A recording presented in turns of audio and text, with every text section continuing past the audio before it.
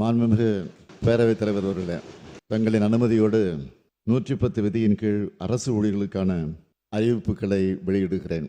நிர்வாகத்தோட தூண்களாகவும் அரசின் கரங்களாகவும் விளங்குகிற நம் அரசு ஊழியர்கள் இந்த திராவிட மாடல் அரசு பொறுப்பேற்றதிலிருந்து எண்ணற்ற மக்கள் திட்டங்களும் பல்வேறு துறைகளில் திட்டப்பணிகளும் பாராட்டத்தக்க வகையில் நிறைவேற்றப்பட்டு வருது. அகில இந்திய அளவில் நம்ம தமிழ்நாடு பல வகையில் முதலிடத்தையும் முன்னோடி மாநிலமாகவும் திகழ்ந்து கொண்டிருக்கிறது. அரசு ஊழியர் மற்றும் ஆசிரியர் பெருமக்கள் அனைவரின் உழைப்பும் சீரிய பங்களிப்பும் இதுக்கு ஒரு முக்கிய காரணமாக அமைந்திருக்கிறது. அரசு நடைமுறைப்படுத்தி வரக்கூடிய நல்ல திட்டங்கள் யாருக்கும் விட்டு போகாம எல்லா மக்களையும் சென்றடைய பயனாற்றும் அரசு ஊழியர்கள் ஒவ்வொருவரையும் இந்த தருணத்தில் தமிழ்நாடு அரசின் சார்பிலையும் தனிப்பட்ட முறையிலும் பாராட்டி நான் வாழ்த்தி மகிழ்கிறேன். மாண்புமிகு பேரவைத் தலைவர் அவர்களே, தற்போது அரசு ஊழியர் நலன் கருதி அவங்களுக்காக 9 அறிவிப்புகளை தாங்கள் வாயிலாக வெளியிட விரும்புகிறேன். முதல் அறிவிப்பு, கோவிட்-19 பெருந்தொற்று காலத்தில் அரசின் நிதிநிலையின் மீது ஏற்பட்ட பெருஞ்சுமை காரணமாக நிறுத்தி வைக்கப்பட்டிருந்த அரசு அலுவலர்களுக்கான ஈட்டிய விடுப்பு சரண் செய்யும் நடைமுறையை 1/4/2026 முதல் 15 நாட்கள் வரை சரண் செய்து பணப்பலன் பெறும் வகையில் மீண்டும் செயல்படுத்திட 2025-26 ஆண்டுக்கான நிதிநிலை அறிக்கையில் அறிவிப்பு வெளியிடப்பட்டுச்சு. இருந்தாலும் அரசு அலுவலர்கள் மற்றும் ஆசிரியர்கள் இந்த அறிவிப்பை இந்த ஆண்டே செயல்படுத்திட கோரிக்கை வச்சிருந்தாங்க, தொடர்ந்து வைத்துக் கொண்டிருக்கிறார்கள். அரசு அலுவலர்கள் மற்றும் ஆசிரியர்களுடைய கோரிக்கையை பரிசீலித்து ஈட்டி விடுப்பு நாட்களில் 15 நாட்கள் வரை 1/10/2025 முதல் சரண் செய்து பணப்பயன் பெறலாம் என்பதை இந்த அவையில் மகிழ்ச்சியோடு தெரிவித்துக் கொள்கிறேன். இந்த அறிவிப்பின்படி சுமார் 8 லட்சம் அரசு அலுவலர்கள் ஆசிரியர்கள் பயன்பெறுவாங்க. இந்த அறிவிப்பினை செயல்படுத்திட ஆண்டு ஒன்றுக்கு 3561 கோடி ரூபாய் கூடுதல் நிதியை அரசு ஒதுக்கிடும்.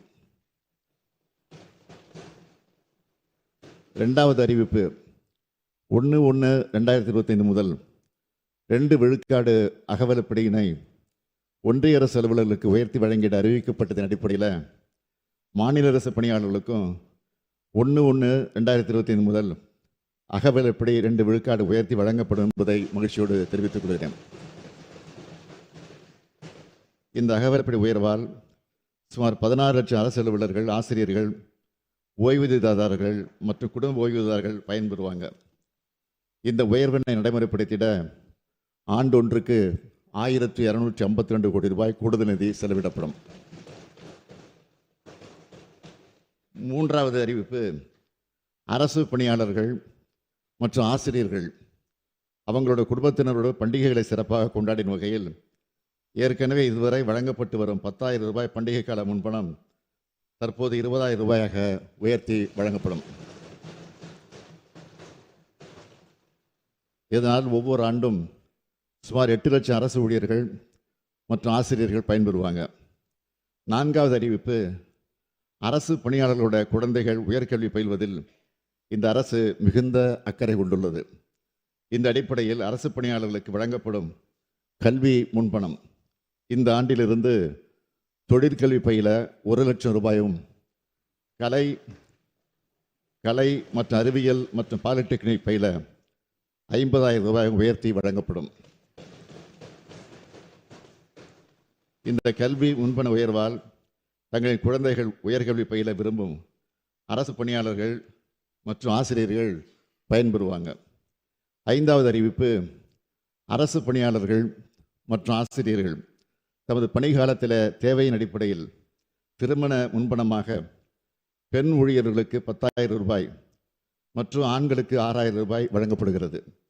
இதனை பல மடங்கு உயர்த்தி அரசு அலுவலர்கள், ஆசிரியர்கள் அனைவருக்கும் மொத்தமாக 5 லட்சம் ரூபாயாக உயர்த்தி வழங்கப்படும்.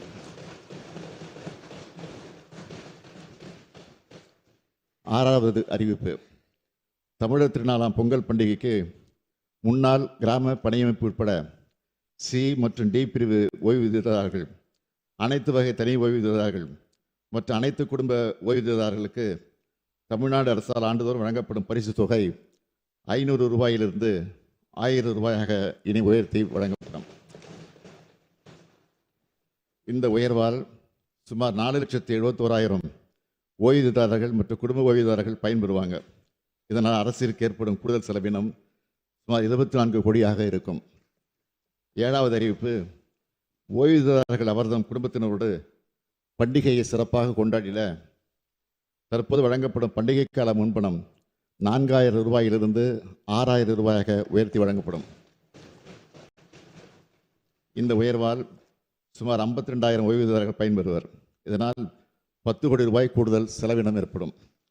8வது அறிவிப்பு, அண்மையில் பழைய ஓய்வூதிய திட்டம், பங்களிப்பு ஓய்வூதிய திட்டம் மற்றும் ஒருங்கிணைந்த ஓய்வூதிய திட்டம் ஆகிய 3 ஓய்வூதிய திட்டங்கள் குறித்து விரிவாக ஆராய்ந்திட ஒரு குழு அமைத்து அந்த குழு தனது அறிக்கையை மற்றும் பரிந்துரையை 9 மாதங்களுக்குள் சமர்ப்பிக்க ஆணையிடப்பட்டுள்ளது.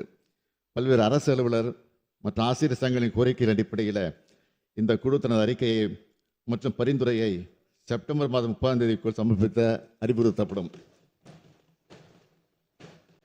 9வது அறிவிப்பு, திருமணமான அரசு பெண் பணியாளர்களுக்கு மகப்பேறுக்காக 9 காலமாக இருந்த விடுப்பு 1/7/2021 முதல் ஓராண்டு காலமாக உயர்த்தப்பட்டு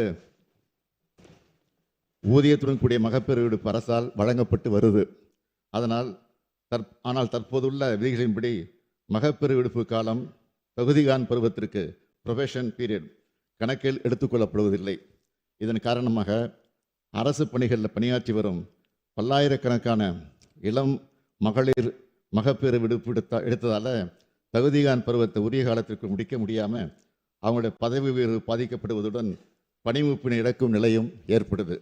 மகளிர் முன்னேற்றத்திற்காக அனைத்து முயற்சிகள் எடுத்து வரக்கூடிய இந்த அரசு பணிகளில் பணியாற்றி வரும் மகளிரின் பணி உரிமைகளை பாதுகாக்கும் வகையில் இனி வரும் காலங்களில் அரசு ஊழியர்களை மகப்பேறு விடுப்பு காலத்தின அவர்கள் தகுதிகான் பருவத்திற்கு கணக்கில் எடுத்துக்கொள்ளலாம் என்று முடிவு செய்துள்ளது என்பதை தங்கள் வாயிலாக தெரிவித்துக் கொள்கிறேன்.